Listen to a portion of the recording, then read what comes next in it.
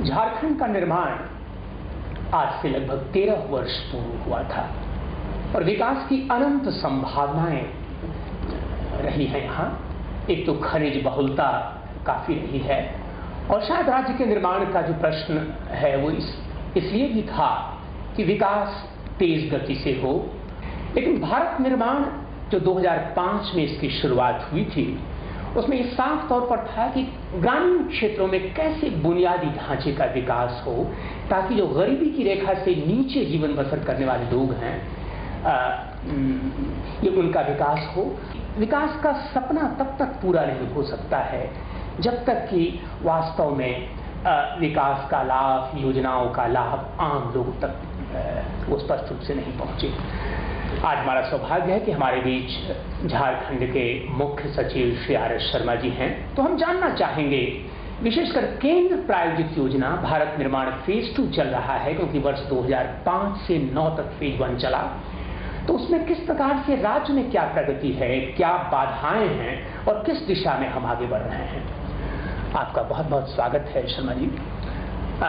सबसे पहले तो एक सौभाग्य रहा है राज्य का भी कि शायद सबसे पहली बार रामगढ़ जिले का दोहा कातू पंचायत जहाँ के DBT की शुरुआत, ये प्रत्यक्ष लाभ हस्तांतरण की जो योजना शुरू हुई और बहुत सफलतापूर्वक, चाहे छोटे पैमाने पर ही। तो हम ये जानना चाहेंगे कि आधार और प्रत्यक्ष लाभ हस्तांतरण इसकी प्रगति क्या है। देखिए, सबसे पहले तो आपने बहुत महत्वपूर्ण मुद्दा उठाया है। मुद्दा है कि भारत निर्माण का जो फेज 2 है उसमें योजनाओं की प्रगति क्या है और इसमें किस तरह से हम लोग काम कर रहे हैं। तो मेरा ये मानना है कि जो योजनाएं हैं उनकी स्ट्रक्चरिंग बहुत अच्छी है, लेकिन उसका फील्ड लेवल पर जो कार्यान्वयन होना चाहिए उस कार्यान्वयन में बहुत सारी खामियां हैं और हमारा प्रयास ये रहा है कि किस प्रकार से उन खामियों को दूर कर सकें और उनमें जो टेक्नोलॉजी का इस्तेमाल हम कर सकते हैं उन इम्प्लीमेंटेशन को बेहतर करने में, उसको हम लोगों का प्रयास रहा है कि हम किस तरह से उसका इस्तेमाल बढ़ाएं। कि क्या आधार का जो सार्वभौमिकरण, मतलब अधिक से अधिक आबादी तक आधार की सुविधा को उपलब्ध कराना, एक बड़ी चुनौती है और जितनी भी चाहे वो सामाजिक सुरक्षा से जुड़ी योजनाएं हों या अन्य, वो कैसे हम आम लोगों तक पहुंचाएं, ये एक बड़ी चुनौती है। इसको तो इस लक्ष्य को पूरा करने के लिए कैसे आप आगे बढ़ रहे हैं। देखिए, भारत सरकार ने शुरुआत में 26 योजनाएं ऐसी आइडेंटिफाई की थी जिनमें कहा गया था कि हम लोग प्रत्यक्ष हस्तांतरण का काम करेंगे। बहुत सारी योजनाएं ऐसी थी जिनमें डेटा ही डिजिटाइज नहीं था, तो वैसी योजनाएं ड्रॉप कर दी गई। तो कुल मिला के, जैसा आपने सही कहा, 10-11 योजनाएं ऐसी हैं जिनमें हम लोग प्रत्यक्ष हस्तांतरण कर रहे हैं। इसके अलावा कुछ मेजर योजनाएं ऐसी थी जो कि उसमें इंक्लूडेड नहीं थी, जैसे कि नरेगा, ओल्ड एज पेंशन, तो ये इंक्लूडेड नहीं थी उसमें, उनको भी अब इसमें जोड़ दिया गया है। हमारे यहाँ 4 जिले पहले लिए गए थे पहले चरण में, दूसरे चरण में 3 और जिले लिए गए हैं, तो इस प्रकार से 7 जिले हम लोगों ने लिए हैं। पूरे देश में करीब 100 जिले हैं इस तरह के, तो हमारा शेयर काफ़ी अच्छा है उसमें। जहाँ तक आधार में नामांकन की प्रगति का प्रश्न है, तो करीब 70% से अधिक लोग को यहाँ आधार मिल चुका है। बाकी भी हम लोग प्रक्रिया तेज कर रहे हैं, क्योंकि आधार एक ऐसा प्लेटफॉर्म है जिस प्लेटफॉर्म जो बहुत सारी सर्विसेज की एक्सेस को बहुत सरल बना देता है। आधार के आधार पर आप बैंक अकाउंट खोल सकते हैं, आधार के आधार पर आप टेलीफोन कनेक्शन ले सकते हैं, पासपोर्ट ले सकते हैं, तो बहुत सारी सुविधाओं को एक्सेसिबल बनाता है। तो राज्य में हम ये जानते हैं कि जो आइडेंटिफिकेशन जो BPL से नीचे का है, ये एक बड़ी चुनौती रहा है, उसमें बहुत सारी समस्याएं आई हैं। तो 2 स्तरों पर, एक तो PDF सिस्टम को कैसे स्ट्रेंथन करने की क्या आपकी रणनीति है, और दूसरा कि जो फूड सिक्योरिटी की जो पूरी योजना सही तरीके से चल पाए उसके लिए लॉजिस्टिक्स की जो व्यवस्था है, तो उसके लिए क्या कुछ कर रहे हैं। नहीं, ये बहुत दूसरा प्रश्न महत्वपूर्ण आपने पूछा है। हमारे राज्य में करीब 62 लाख परिवार हैं और उसमें से करीब 25 लाख परिवार परिवारों को हम लोग बीपीएल के अंतर्गत अंत्योदय और बीपीएल दोनों में मदद करते हैं। और वर्तमान में जो हमारी व्यवस्था है उस व्यवस्था में कई सारी खामियां हैं। हम जो सामान जो जन वितरण प्रणाली की दुकानों तक पहुंचाने का जो काम है उस काम में बहुत अच्छा काम हम नहीं कर पा रहे हैं।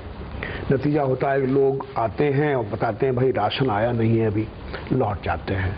कितनी बार कोई आदमी आएगा वहाँ पे? तो जो सप्लाई चेन मैनेजमेंट का जो प्रश्न है वो प्रश्न भी थोड़ा सा चैलेंजिंग प्रश्न है, उसमें बहुत सुधार की गुंजाइश है। दूसरा जो प्रश्न है वो ये है कि किस तरह से हम लोग वितरण सुनिश्चित कर सकें इसका। तो एक उदाहरण मैं देता हूँ। उदाहरण ये है कि मान लीजिए कोई एक बहुत अच्छी वाटर सप्लाई की योजना है, लेकिन उस वाटर सप्लाई की योजना में पाइप फटे हुए हैं, टूटे हुए हैं, तो पानी सारा लीक कर जाता है रास्ते में ही और घर तक नहीं पहुंच पाता। अगर उन पाइप की मरम्मती किए बिना उसमें और पानी घुसा दीजिए आप, फिर भी रिजल्ट वही रहेगा। तो वैसी स्थिति में जो जन वितरण प्रणाली की व्यवस्था का जो नेटवर्क है, उस नेटवर्क को जब तक हम स्ट्रेंथन नहीं करेंगे तब तक फूड सिक्योरिटी एक्ट के मुताबिक, जिसके मुताबिक हमारे राज्य में, बाकी राष्ट्र के स्तर पर 65% या 66% होगा, हमारे राज्य में क्योंकि गरीबी ज़्यादा है इसलिए आपको आश्चर्य होगा 87% लोग ग्रामीण इलाकों में और 60% लोग शहरी इलाकों में इससे लाभान्वित होंगे, जिनको 3 रुपया किलो चावल और गेहूं मिलेगा। तो इतना बड़ा स्ट्रेंथन्ड चीज है।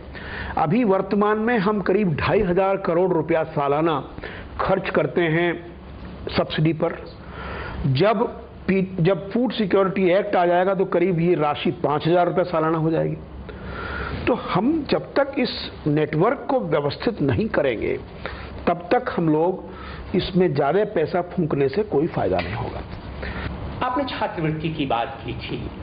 कई शिकायतें आती रही हैं जो सामाजिक सुरक्षा से संबंधित जो योजनाएं हैं, चाहे वो माइनॉरिटी को सुरक्षा देने की बात हो या वृद्धावस्था पेंशन की बात हो, अनुसूचित जाति जनजाति या ओबीसी जो पिछड़े वर्ग के हैं, अत्यंत पिछड़े वर्ग के बच्चों में, ये एक महत्वपूर्ण लक्ष्य रहा है कि लाभ उन तक पहुंच सके, छात्रवृत्ति का लाभ। ये क्या उस दिशा में कोई कदम उठाया गया है? देखिए, जितने भी बेनिफिट के जो डिलीवरी सिस्टम्स हैं उनमें 2-3 चीजें बहुत महत्वपूर्ण हैं। तो पहली बात है डिजिटाइजेशन। सारा का सारा जो आंकड़ा है वो आंकड़ा इलेक्ट्रॉनिक प्लेटफॉर्म पे आना चाहिए। दूसरी चीज जो महत्वपूर्ण है वो है ट्रांसपेरेंसी।